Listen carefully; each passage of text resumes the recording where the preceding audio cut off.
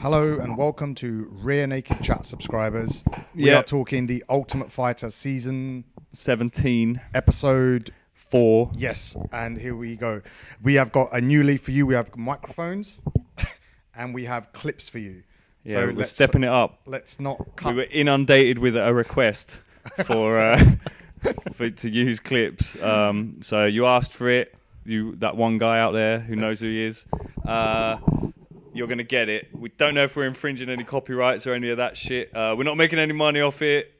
These clips are readily available. And I think you took care of all the legal proceedings by tweeting Dana. I tweeted Dana White. He didn't reply. I'll take that as a yes. We can use the clips. Because surely if he had a problem, he would have said something. He would have said, yeah. So he's cool with this. So that's fine. So without further ado, let's start off where we ended last week with the sickest KO in MMA from Uriah. Or certainly in Ultimate Fighter history. Definitely. For an Ultimate Fighter, it was amazing. Let's get that going.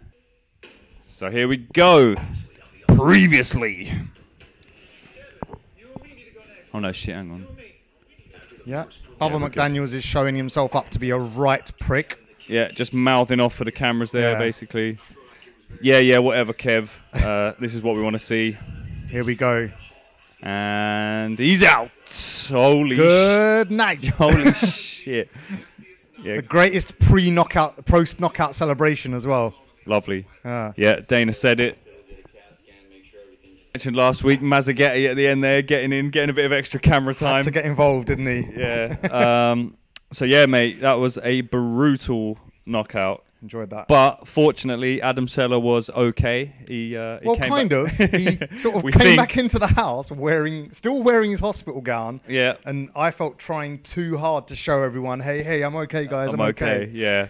Because it looked like he literally rushed out of hospital before they even cleared him. He's like, oh, give us a gown back, mate. Yeah. That's not yours. It didn't even allow Uriah time to finish his shower either. He was still in the shower and he was like, dude, I just want to, thank you, congratulate you on the win. And it's like, all right, man, like, what are you? He's trying to compensate for something there. Can I just clean your sweat off my fists first? Yeah. I think his pride was maybe a little bit hurt. And, he wanted to show that he was cool and, it didn't affect him or whatever.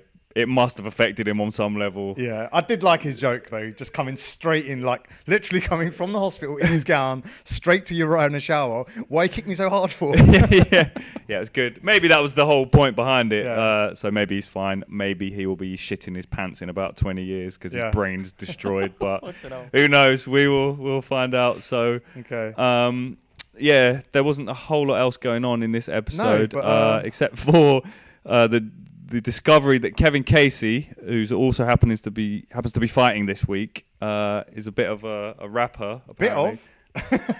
Okay, he's a rapper, a legendary rapper, mate, full-on rapper. So this created a rap battle situation in the house. Gilbert wanted to test Kevin's skills. It was weird because it felt like when Gilbert found out he's a rapper, he's like, oh, I can rap. Don't you guys know I can rap? And immediately starts rapping. Just starts spitting some bars at him. Went back and forth. Then Clint stepped up. Clint Hester choked horribly. But Kevin Casey, we don't need to really describe Kevin Casey's rap skills because going out to our next clip, we're going to let Kevin Casey show you what he's all about himself. So here we go, Kevin Casey and his crew. And his boys. I mean, that is a crew. The white guy's my favourite, the white guy. Token white dude. Had to be in there. The most aggressive as well. But it's interesting. Soldiers on my left. Soldiers on my left. Oh, here they go. Oh, wow. Oh, wow. Are there any words for this? I don't know, but interestingly, this video has more dislikes than likes. I mean, what can you say?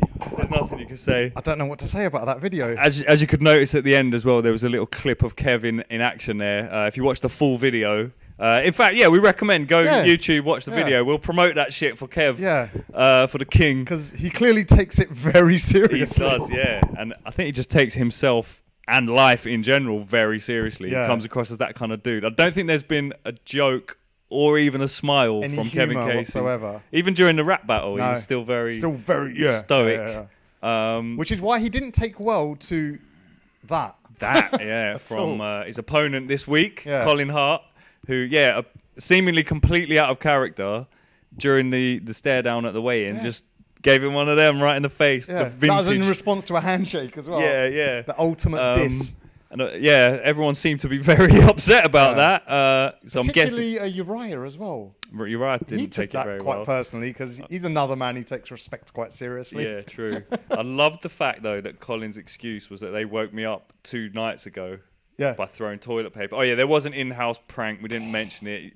I've mentioned how I feel about these pranks in the past, so we won't even go there. But they tried it wasn't even a prank. Failed miserably. Woke up the other team, and so in revenge for that, 2 days later, Colin Hart. Yeah, that's his revenge. He made a real point, Colin, of saying, like, you know, I gave the finger to show that, you know, you can't fuck with me, you can't fuck with my sleep. So what does he do? He waits 2 days, and his revenge is doing that. Yeah, good one. It probably took him those 2 days to come up with that as well. It's like, man, what can I do? What can I do? Been building up for 2 days, but I love the way the other team reacted as well. Like, really? Oh, come on. Yeah, come on. It's a bit unnecessary, mate. Exactly. And Kevin Casey, as mentioned, takes things very seriously.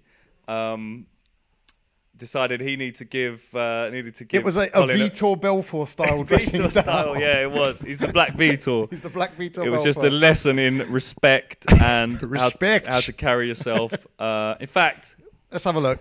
Let's let Kev do the talking. Yeah.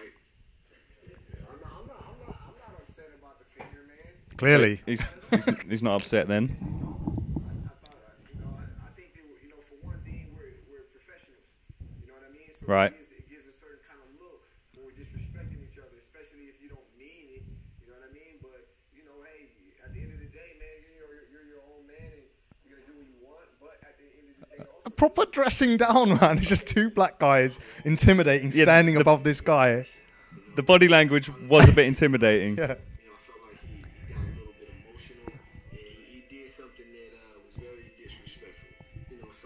Respect, mate. It's all about respect.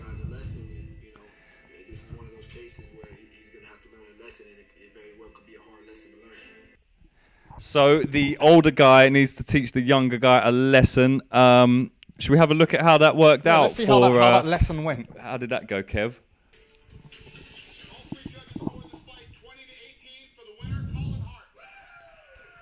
Okay. Oh dear. Oh, let's have a look how this went down. The fight. I mean, this is one of those classic ultimate Apologies fights. to Noz and their performance replay. We're not getting any money from Noz. Go and buy Noz because it's great. Right, that was moment number 1, exciting moment, the start. Flying ninja move, according to UFC light heavyweight champion John Jones.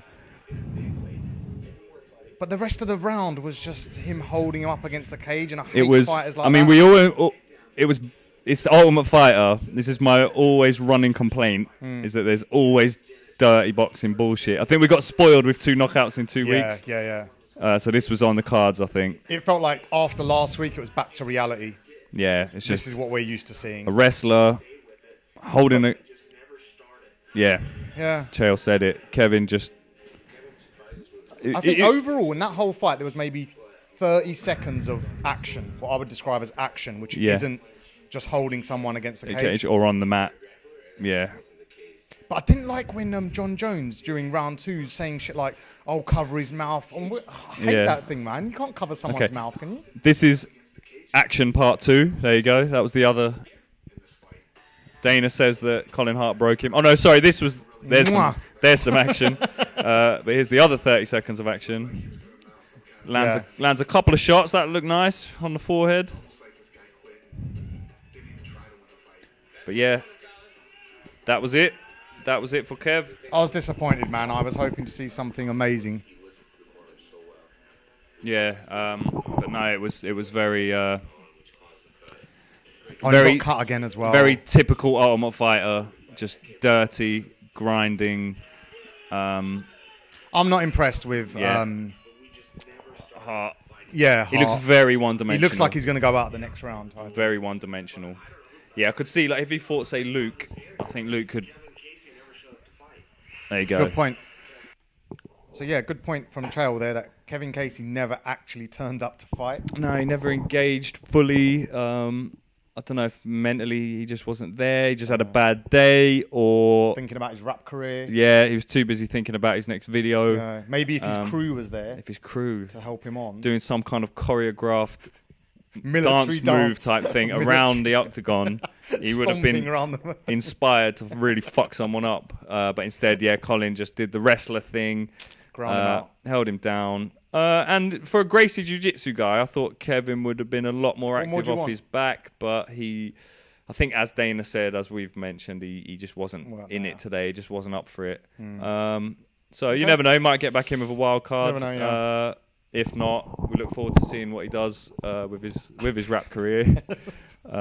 Look forward to that. If not, his fighting career. Next week we have Bubba versus Kelvin.